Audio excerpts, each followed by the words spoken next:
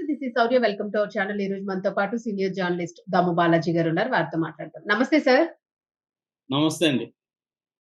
Sir, Raja Saab మనశంకర Varaprasad దెబ్బకి Raja Saab completely down అయిపోయింది అని చెప్పేసి వార్తలు వినిపిస్తూ ఉన్నాయి. అండ్ ఫ్యాన్స్ కూడా అదే మాట్లాడుతూ ఉన్నారు. అలాగే రేవంత్ రెడ్డి గారు కూడా కొంత షాక్ ఇచ్చారు ప్రభాస్‌కి అనే వార్త కూడా వినిపిస్తుంది. సో ఏంటి సార్ అసలు? అంటే ఇంటర్నల్‌గా ఏం జరుగుతుంది? ఎందుకంత ఎఫెక్ట్ అయింది మూవీ మీద? రాజాసాబ్ సినిమా మొదటి నుంచి కూడా రాజాసాబ్ సినిమాకి కుట్ర జరిగిందనే వార్తలు అయితే వినిపిస్తున్నాయి. ఈవెన్ ప్రొడ్యూసరు మారుతి కూడా కొంత ఇండైరెక్ట్ గా అలాగే మాట్లాడారు. ఇది కావాలనే కొంతమంది దీని మీద నెగిటివ్ చేస్తున్నారని. ముఖ్యంగా ఇటు ఈ సినిమాకి మెగా క్యాంపు నుంచే వ్యతిరేకత ఉంది. అసలు మారుతి కానీ ప్రొడ్యూసర్ ఎగ్జిక్యూటివ్ ప్రొడ్యూసర్ కేవీఎన్ కానీ వీళ్ళందరూ కోవట్లు అనే మాట కూడా ప్రభాస్ ఫ్యాన్స్ కూడా మాట్లాడారు. మారుతి మీద కూడా తీవ్ర ఆగ్రహాన్ని వ్యక్తం చేశారు. సో ఈ నేపథ్యంలో చిరంజీవి సినిమా రావడం, చిరంజీవి సినిమాకు పాజిటివ్ వైపు వచ్చింది. రాత్రి ప్రీమియర్ షోలు పడ్డాయి. దాంతో మొత్తం ఎక్కడ చూసినా పాజిటివ్ వైపు వచ్చి సంక్రాంతి చిరంజీవిదే, చిరంజీవి క్లియర్ విన్నర్ అని వచ్చేసింది. దాంతో ఇప్పుడు కలెక్షన్లు కూడా రాజాసాబ్కి డౌన్ అయిపోయినాయి. థియేటర్లు కూడా తగ్గిపోయినాయి. మరోవైపు రేవంత్ రెడ్డి కావాలని ప్రభాస్ మీద కక్ష కట్టి ప్రభాస్ని ఇబ్బంది పెట్టాడని హరీష్ రావు లాంటి వాళ్ళు కూడా విమర్శిస్తున్నారు. సో అసలు కలెక్షన్లు ఎలా ఉన్నాయి? హరీష్ రావు విమర్శలు నిజముందా? నిజంగానే రేవంత్ రెడ్డి ప్రభుత్వం ప్రభాస్ని ఇబ్బంది పెట్టాలని చూసిందా? ఈ విషయాల గురించి మాట్లాడుకుందాం. ముందుగా కలెక్షన్ల విషయానికి వస్తే మనకి ప్రీమియర్ షోలకి 9,15,00,000 నెట్ వచ్చింది. ఇవన్నీ కూడా నేను చెప్పే ఫిగర్స్ అంతా నెట్వి, ప్లస్ sacknilk.com సైట్ బేస్ చేసుకుని నేను చెప్తున్నాను. తర్వాత ఫస్ట్ డే ఫ్రైడే 53,75,00,000 వచ్చింది. తర్వాత సాటర్డే 26 కోట్లు, అంటే తగ్గిపోయింది 51%. ఫస్ట్ డే ఏమో 53 crores వస్తే సాటర్డేకి వచ్చే కాడికి 26 crores. మామూలుగా అయితే సాటర్డే వీకెండ్ కాబట్టి పెరగాలి కలెక్షన్లు, కానీ తగ్గిపోయినాయి అనమాట. 51.63% తగ్గిపోయినాయి. తర్వాత సండే మనకు తెలుసు అందరికి హాలిడే, సంక్రాంతి కాబట్టి అందరూ సినిమాలు వరుసగా చూస్తారు. కానీ ఇక్కడ సండేకి వచ్చేసరికి 19,10,00,000, అంటే దాదాపు సాటర్డేకి సండేకి 26.54% డౌన్ అయిపోయింది కలెక్షన్లు. సో ఇప్పటి వరకు ఈ 3 రోజుల కలెక్షన్లు చూసుకుంటే మొత్తం 108 కోట్లు. ఇది ఇండియాది మాత్రమే చెప్తున్నాను నేను.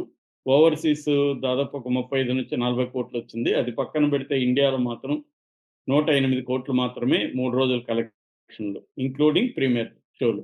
సో తెలుగులో 9 కోట్లు, 91 కోట్లు తెలుగులో. హిందీలో మాత్రమే 15 crores వచ్చిందండి. ఇది కొంతవరకు బెటరే, కానీ ప్రభాస్ గత సినిమాలతో పోలిస్తే చాలా తక్కువ అని చెప్పాలి. హిందీలో 15.75, అంటే 15,70,00,000 హిందీలో వచ్చింది. తమిళ్లో చాలా ఫస్ట్ లో బాగుంది, కానీ తర్వాత డౌన్ అయిపోయిందండి తమిళ్లో కూడా. ఎందుకంటే పరాశక్తి రిలీజ్ కావడం, దీని మీద బ్యాడ్ టాక్ రావడంతో తమిళ్లో డౌన్ అయిపోయింది. థియేటర్లు కూడా తగ్గిపోయినాయి. తమిళ్లో ఓన్లీ 3 రోజులకి 85 లక్షలు మాత్రమే దీనికి వచ్చింది. ఇక కర్ణాటకలో ఇంకా ఘోరం 23 లక్షలు, కేరళలో అయితే 17 లక్షలు 3 రోజులకి. సో తెలుగు రాష్ట్రాల్లో మాత్రమే ఇదైంది. ఇంకా మండే ఈ రోజు అసలు ఇంకేమి కలెక్షన్లు ఉండే అవకాశం లేదు. కనీసం 6-7 కోట్లు కూడా ఈ రోజు చేసే అవకాశం అయితే లేదు. ఎందుకంటే థియేటర్లు పడిపోయింది, ఆక్యుపెన్సీ రేటు పడిపోయింది, చిరంజీవి సినిమా వచ్చేసింది. రేపు మళ్ళీ భక్తమహాశయులకు విజ్ఞప్తి ఉన్నాయి, ఎల్లుండి ఉన్నాయి. కాబట్టి ఇంకా ఇది మర్చిపోవచ్చు అనమాట ప్రభాస్ సినిమా. సో కంప్లీట్ గా కారణాలు ఏవైనా డౌన్ అయిపోయింది.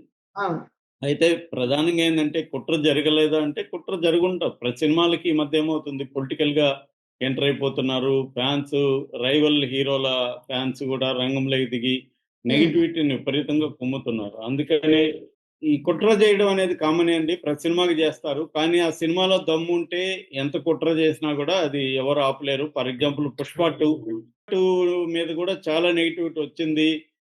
ఇక్కడ రేవంత్ రెడ్డి అతన్ని అరెస్ట్ చేసి జైల్లో కూడా పెట్టించాడు. అయినా కూడా దాన్ని ఎవరు ఆపలేకపోయారు.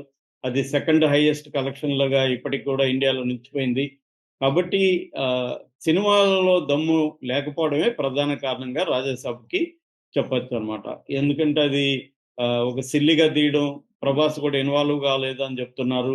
తను నమ్మి వదిలేసాడు. ఆయన ఇన్వాల్వ్ కాడు. ఒకసారి నమ్మితే ఆయన వదిలేస్తాడు. ఆయన మంచితనమే ఆయనకి వ్యతిరేకత క్రియేట్ అయింది అనేది కూడా ఫ్యాన్స్ చెప్తున్నారు. అది కారణం ఏందంటే, ఇప్పుడు మామూలుగా ఏందంటే ఆంధ్రప్రదేశ్‌లో ముందు నుంచి కూడా జగన్ ఉన్నప్పుడు కూడా టికెట్ రేట్లు అది కొంత ఇబ్బంది పెట్టాడు. తర్వాతేమో ఒక పాలిసీ తీసుకొచ్చి 100,00,00,000 బడ్జెట్ ఉన్న సినిమాలకి హ్మ్. అన్ని గాని డాక్యుమెంట్స్ సబ్మిట్ చేసి ఇస్తామని పెట్టారు. ఇక చంద్రబాబు ముందు నుంచి కూడా సినిమాలకి ఫ్రెండ్లీగా ఉంటాడు. సినిమా ఇండస్ట్రీకి ఆయన ఫ్రెండ్లీగా ఉంటాడు. అడిగిన ఇవన్నీ కూడా ఆయన తీరుస్తాడు.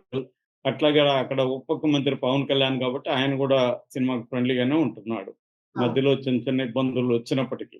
కానీ హ్మ్. ఇక్కడ రేవంత్ రెడ్డిది ఒక సిస్టమాటిక్ పాలిసీ ఉన్నట్టు కనబడదు. హ్మ్. అప్పుడేమో అల్లు అర్జున్ విషయంలో ఏమో సాక్షాత్ అసెంబ్లీలో నేను కుర్చీలో ఉన్నంత వరకు టికెట్ రేట్లు పెంచను, ఎక్స్‌ట్రా షోలు ఉండవు, ప్రీమియర్ ఉండవు అని శపథం చేసినట్టుగా ప్రకటించాడు. హ్మ్. కానీ మళ్ళీ వచ్చి గేమ్ మళ్ళీ గేమ్ చేంజర్ వీటన్నిటికీ పెంచారు. ఆహ్, కానీ ఇప్పుడు ఏమైంది? 'చిరంజీవి' సినిమాకొచ్చేసరికి 2 రోజుల ముందే పెంచారు. కానీ 'ప్రభాస్' సినిమాకి అర్ధరాత్రి వచ్చే వరకు కూడా ప్రీమియర్ షో సంగతి తేల్చలేదు. హ్మ్. ఇవ్వలేదు పర్మిషన్. సో, దానివల్ల కన్‌ఫ్యూజన్ వచ్చేసింది.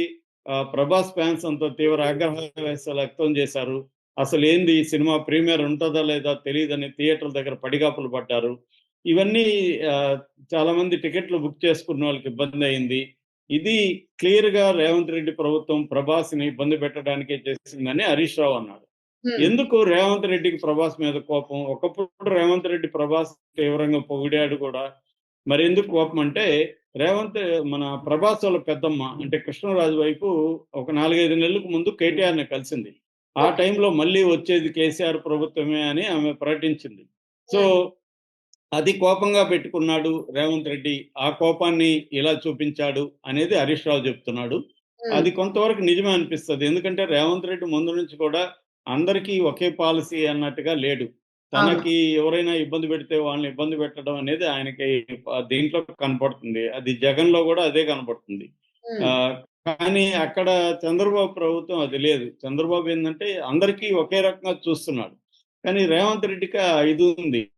అంటే నన్ను వీళ్ళు పట్టించుకోవట్లేదు అన్న కోపముంది. అందుకని అవును. చిరంజీవికి మాత్రం అడిగి అడక్క ముందే పెంచేసి ముందు 2 రోజుల ముందు పెంచాడు. హోంశాఖ నుంచి రిలీజ్ చేశారు. రెండోదేందంటే ఇక్కడ కోమటిరెడ్డి వెంకటరెడ్డి సినిమాటోగ్రాఫ్ మంత్రి ఆయనకి అసలు తెలియని కూడా తెలియకుండా జీవోలు ఇష్యూ అవుతున్నాయని సాక్షాత్తు కోమటిరెడ్డి వెంకటరెడ్డే చెప్తున్నాడు. అంటే అవును. క్లియర్‌గా ఇక్కడ రేవంత్ రెడ్డి సొంత నిర్ణయాలు తీసుకుంటున్నాడు. మంత్రి ఆ శాఖ మంత్రికి కూడా ఏమీ తెలియట్లేదు. ఆయనకి నచ్చిన వాళ్ళకేమో ఒక రకంగా ట్రీట్‌మెంట్ ఉంటది. నచ్చనోళ్ళకేమో చాలా బ్యాడ్ ట్రీట్‌మెంట్, షాక్ ట్రీట్‌మెంట్‌లు ఇస్తున్నాడు రేవంత్ రెడ్డి. హ్మ్. ఇది మంచి పని కాదు. క్లియర్‌గా ఏందంటే రాజా సాబ్‌కైతే ఒక పక్క రేవంత్ రెడ్డి షాక్ ఇచ్చాడు. మరో పక్క నెగటివిటీ వచ్చింది. తర్వాత మళ్ళీ 'చిరంజీవి' సినిమా గూడా హ్మ్. 'చిరంజీవి' సినిమా లేదనుకోండి ఇంకొక ఈ సాటర్‌డే, సండే దగ్గర నుంచి ఇంకో 2, 3 రోజులు కొద్దిగా బెటర్‌గా ఉండేది.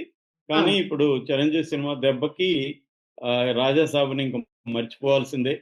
కొన్నోళ్ళు ఆల్రెడీ బండబూతులు తిడతా వీడియోలు గూడా వస్తున్నాయి. నెల్లూరు అవును. నుంచి ఒకతను మారుతిని ఎంత తిట్టాడో మనం చూసాము.